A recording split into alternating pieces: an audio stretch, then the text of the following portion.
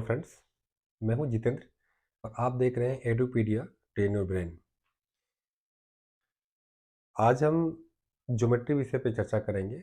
वैसे तो ज्योमेट्री से हम सभी लोग फेमिलियर हैं, लेकिन इसे आज एक हम डिफरेंट वे से सीखने की कोशिश करेंगे, जो कि बहुत ही इजी है और बहुत ही इंटरेस्टिंग है।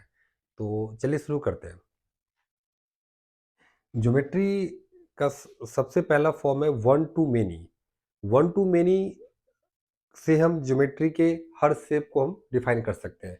देखते हैं कैसे। जैसे कि स्टार्ट करते हैं, दिस इज ए पॉइंट।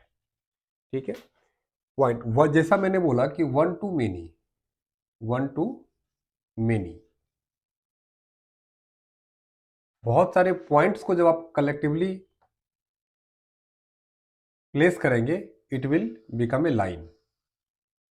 ठीक है, इट मीन्स कि पॉइंट को अगर वन टू मेनी करेंगे तो वो एक लाइन बनेगा। लाइन को अगर वन लाइन से, सपोज वन टू मेनी का मतलब टू लाइन अगर हम ड्रॉ करेंगे, it will become a angle. Three line करेंगे, it will become a triangle. This is one to many lines, this is one to many lines. Now अगर आप two triangle, one to two triangle, one to many, अगर आप two triangle को draw करेंगे, this is one two, तो this will become a quadrilateral. Again three triangle की बात करेंगे, suppose it will become A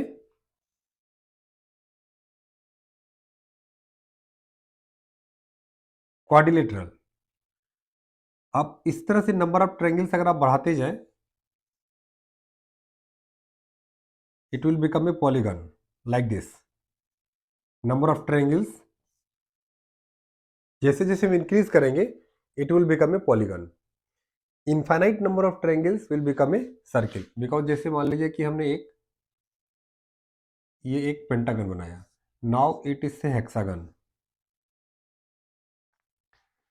Now again अगर आप बढ़ाते जाएंगे इसे जितने नंबर ऑफ साइड्स बढ़ाएंगे, तो ये जो basically it will become like this. It is almost become like circle. Suppose this very small sides, ये एक पॉलीगन था, इट्स ए मेनी ट्रायंगल्स।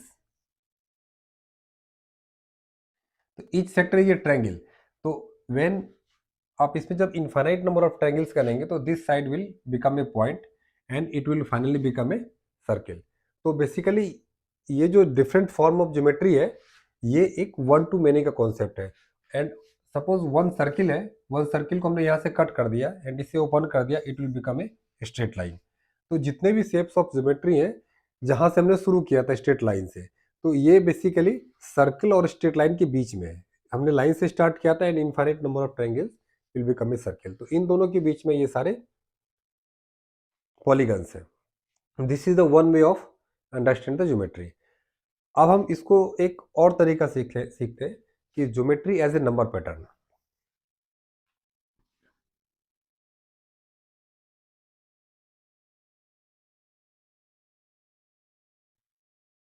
ये बहुत ही इंटरेस्टिंग है। शायद कुछ लोगों ने, आप लोगों ने ऑब्जर्व किया होगा कि एक नंबर पैटर्न भी एक बेसिकली ज्योमेट्री के फॉर्म में रिप्रेजेंट हो सकता है। जैसे कि एक नेचुरल नंबर्स हैं 1, 2, 3, 4, 5, 6 and so on. Sum of first N natural numbers, उसको हम ऐड करने की कोशिश करते हैं। सपोज 1 को हमने लिखा 1, 1 plus 2 is equal to 3, 1 plus 2 plus 3 is equal to 6, 1 plus 2 plus 3 plus 4 is equal to 10। तो ये जो नंबर्स है basically, these are called triangular numbers. ठीक है, इसको ट्रायंगुलर नंबर्स क्यों बोलते हैं, इसको विजुलाइज करने की कोशिश कीजिए। सपोज कि ये है 1, दिस इज 1 2, दिस इज 1 2 3, 1 2 3 4। आप देख सकते हैं बेसिकली ये एक ट्रायंगल फॉर्म कर रहा है। Every this is forming a triangles. This is 1, this is 1, 1 plus 2 is equal to 3, this is 6 and this is 10। ठीक है, तो इसलिए इसे हम एक ट्रेंगुलर नंबर्स बोलते हैं। तो we can call it as 1, 3, 6, 10, इन नंबर्स को एंड सो ऑन।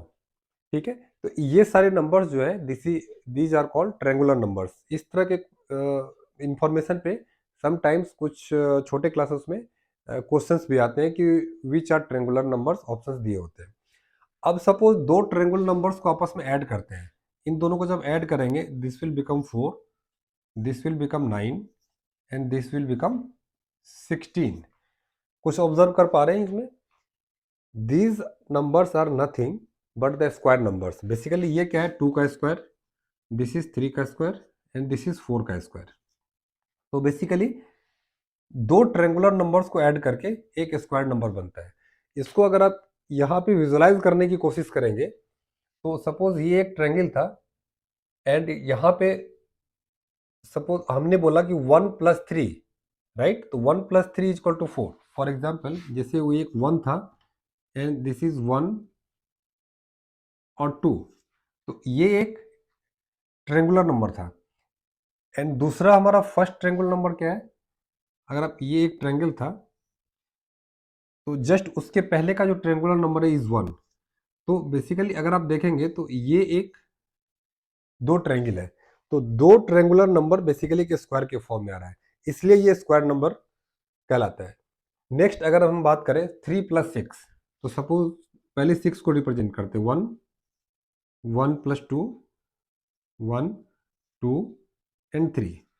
ये जो है 6, टोटल 6 डॉट्स है, तो दीज आर ट्रेंगुलर नंबर्स।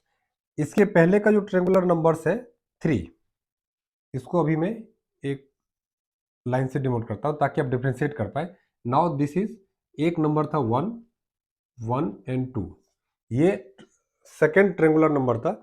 इसको आप इसको इन्वर्ट करके यहाँ प्लेस कर दीजिए, 1, 1 एंड 2, ये एक ट्रेंगुलर नंबर है एंड ये भी एक ट्रेंगुलर नंबर है, राइट? जब आप इन दोनों को थोड़ा सा पास ले आएंगे तो finally it will become A square. तो इसलिए ये एक स्क्वायर नंबर कहलाता है। तो हर दो कंसेक्यूटिव ट्रेंगुलर नंबर्स को ऐड करते हैं तो that is called a square, because जो वैल्यूज आती है वो किसी न किसी नेचुरल नंबर्स का एक स्क्वायर होता है, इसलिए these are called square numbers, right? तो ये एक पैटर्न है जिससे कि आप एक ज्योमेट्री को नंबर पैटर्न्स के आधार पर सीख सकते हैं, right? Next,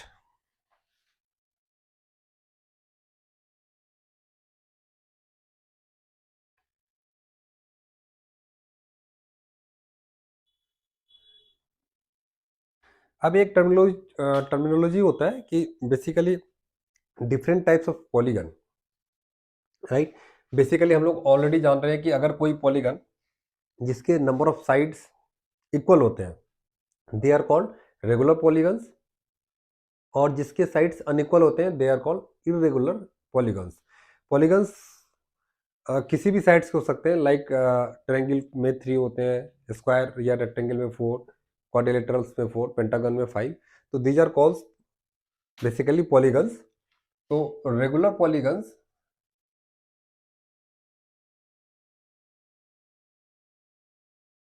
where all sides are equal,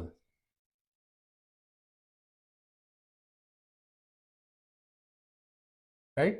An irregular polygon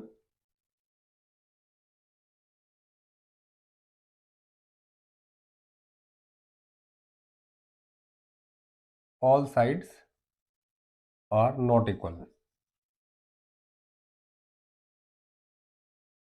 ठीक है, एक होते हैं कन्वेक्स पॉलीगन एंड एक होता है कॉनकेव पॉलीगन। इसको डेफिनेशन करने के लिए कि सपोज कोई भी एक पॉलीगन है, polygon can be of any shape, right? कुछ इस तरह से भी पॉलीगन हो सकते हैं।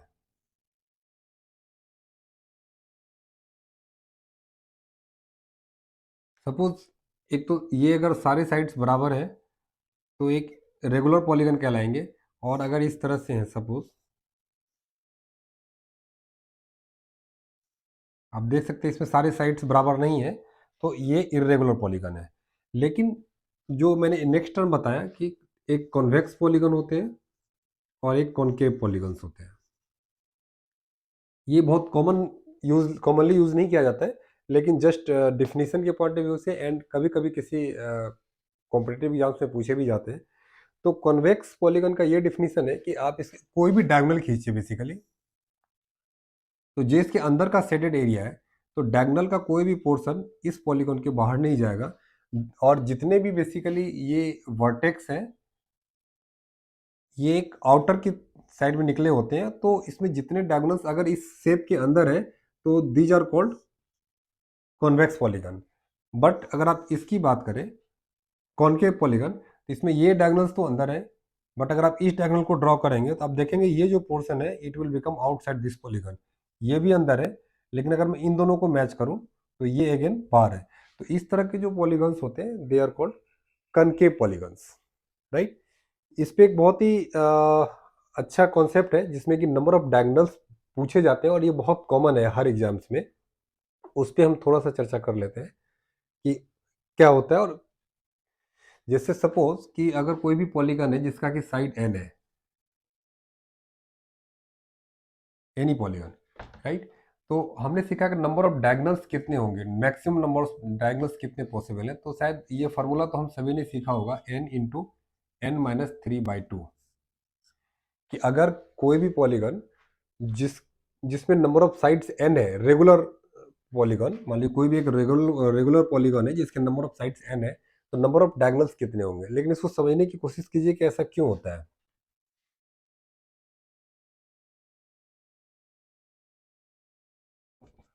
सपोज मैंने एक फॉर एग्जांपल एक मैंने हेक्सागन बनाया, रेगुलर हेक्सागन, राइट, एक वर्टेक्स ले लीजिए, दिस इज वर्टेक्स ए। तो जो डायगोनल्स होते हैं उसका डेफिनेशन क्या है कि अगर आप दो किसी वर्टेक्स को मिलाएंगे, मिलाने के बाद जो लाइन ड्रॉ होती है this is called diagonal, subject to कि ये जो डायगोनल्स है ये कोई साइड नहीं होना चाहिए, इसके ऊपर ओवरलैपिंग नहीं होना चाहिए, राइट। तो अगर total number of vertex suppose यहाँ पे 6 वर्टेक्स है, राइट, तो अगर मैं यहाँ से डायगोनल खींचने की कोशिश करूँ तो including this point how many points are there जहाँ से ये डायगोनल नहीं खींचा जा सकता है। तो सपोज अगर ये पॉइंट नंबर 1 है, तो 1 से 1 को अगर मिलाएंगे इट इज ए पॉइंट, तो ये एक डायगोनल नहीं होगा। और इसके एडजेसेंट पॉइंट सपोज ये 1 2 3 4 5 6, तो अगर आप 1 से 2 को खींचेंगे तो ये बेसिकली एक साइड से, it is not a diagonal, and 1 से 3 ये भी एक साइड है। तो basically point it self and two adjacent point, तो 1 2 एंड 6, इन तीन पॉइंट्स को जब भी आपस में हम मिलाएंगे तो एक डायगोनल नहीं होगा। लेकिन इन तीन पॉइंट्स के अलावा आप किसी भी पॉइंट से मैच कराइए it will become A diagonal, ठीक है। सिमिलर केस पॉइंट नंबर 2 के लिए भी होगा, सिमिलर केस पॉइंट नंबर 3 के लिए भी होगा। यानी कि ईच पॉइंट से अगर नंबर ऑफ साइड्स n है तो किसी एक पॉइंट से कितने डायगोनल खींचे जा सकते हैं, दैट इज n-3, क्योंकि रिमेनिंग पॉइंट्स आर n-3। 3 क्यों, बिकॉज फर्स्ट 1 2 एंड 3, तो number of diagonals from one point is n-3, and total number of vertex कितने, बिकॉज साइड्स n है तो नंबर ऑफ वर्टेक्स भी n होंगे, तो इसको n से मैंने मल्टीप्लाई कर दिया। नाउ अगर आप इस पॉइंट से एक डायगोनल खींच रहे हैं तो उसमें से एक पॉइंट ऐसा आएगा जो इस पॉइंट 3 को मैच करेंगे, तो एक डायगोनल आपने इसको काउंट कर लिया, राइट।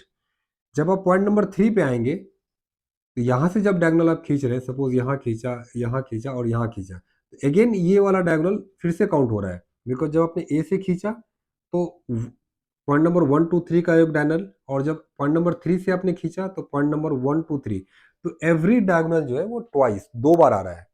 तो अल्टीमेटली जितने भी पॉइंट्स हैं ये इट विल बी सिमिलर, तो हर पॉइंट से खींचे गए डायगोनल विल अपीयर ट्वाइस, इसलिए इसको हम 2 से डिवाइड कर देंगे। तो number of diagonals equal to n into n-3/2।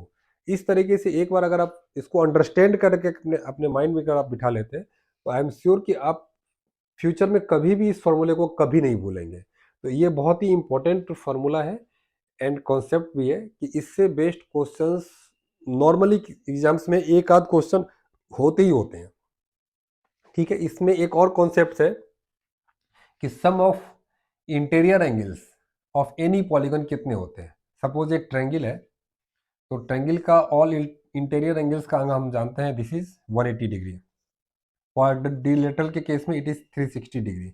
लेकिन अगर कोई रेगुलर पॉलीगन है जिसका कि साइड्स n है, यहाँ हेक्सागन है, या हेक्सागन के बाद हेप्टागन, ऑक्टागन, डेकागन, तो n साइड्स हैं अगर, तो कितने होंगे sum of all interior angles का? इसका एक बेसिक फॉर्मूला है basically 2n-4 into 90 degree, sum of interior angles. ठीक है, तो अगर आप मान लीजिए कि हेक्सागन है, तो हेक्सागन में 6 साइड्स होते हैं, तो आप n की जगह 6 पुट करेंगे तो बेसिकली 6 2 जा 12 -4 into 90, and this is equal to 8 into 90, and this is equal to 720 degree. देख सकते हैं हेक्सागन का जो रेगुलर हेक्सागन है तो इसके एक एंगल होते हैं बेसिकली 120 डिग्री, तो इंटू 6 है तो इट इज 720, राइट। ऑल, जिस तरह से मैंने बताया कि sum of all interior angles, उसी तरह से समटाइम्स क्वेश्चन पूछे जाते हैं कि sum of all exterior angles का सम कितना होता है। फॉर एग्जांपल, जैसे कि एक ट्रायंगल है, एक्सटीरियर एंगल का मतलब ये होता है कि इस ट्रायंगल के एक साइड को आप एक्सटेंड करेंगे, this is called interior angle and this is called exterior angle. उसी तरह से इस साइड को अगर आप एक्सटेंड करेंगे तो this is called interior and this is called exterior, and इस साइड को जब इंक्रीज करेंगे तो this is basically straight angle, तो this is interior, this is exterior. तो अगर आप, ये एक स्ट्रेट एंगल है, तो अगर ये 60 है तो रिमेनिंग विल बी 120, और 3 है तो 120 इंटू 3, 360। अगर आप स्क्वायर में या किसी क्वाड्रिलेटरल में बात करते हैं, रेक्टेंगल में बात करते हैं, तो all interior 90, exterior 90, similarly interior and exterior दोनों 90, यहाँ भी सेम केस है, यहाँ भी सेम केस है, it is 90 into 4, this is again 360। यहाँ भी 360 था, यहाँ भी 360 था। पेंटागन में अगर आप जाएंगे तो अगेन इट विल बी 360। तो हम क्या देख पा रहे हैं कि जो एक्सटीरियर एंगल्स है वो किसी भी नंबर ऑफ साइड्स पे डिपेंड नहीं करता है। तो ये बस इसमें छोटी सी चीज़ है जो याद रखना है कि कोई भी पॉलीगन हो, अगर रेगुलर पॉलीगन है, उसके sum of all exterior angles का sum it is always 360 irrespective of sides, where as the sum of all interior angles, उसके लिए हम ये फॉर्मूला यूज करते हैं, that is 2n-4 into 90 degree, right. तो इस दैट मीन्स ये 2n की जगह नंबर ऑफ साइड्स प्लेस करेंगे तो इससे हम सम ऑफ इंटीरियर एंगल्स निकाल सकते हैं, राइट। तो आज के लिए बस इतना ही। इस पे मैं और भी कुछ इंपॉर्टेंट क्वेश्चंस जो वेरियस ओलंपियाड्स में पूछे गए हैं अब तक, वहाँ से कुछ कलेक्शंस है मेरे पास जो मैं अपने नेक्स्ट वीडियोस में लेके आऊँगा, और उस प्रॉब्लम्स को हम सॉल्व करेंगे, उसको अप्रोच करने के तरीके पे डिस्कस करूँगा मैं। तो आज के लिए इतना ही। Thank you.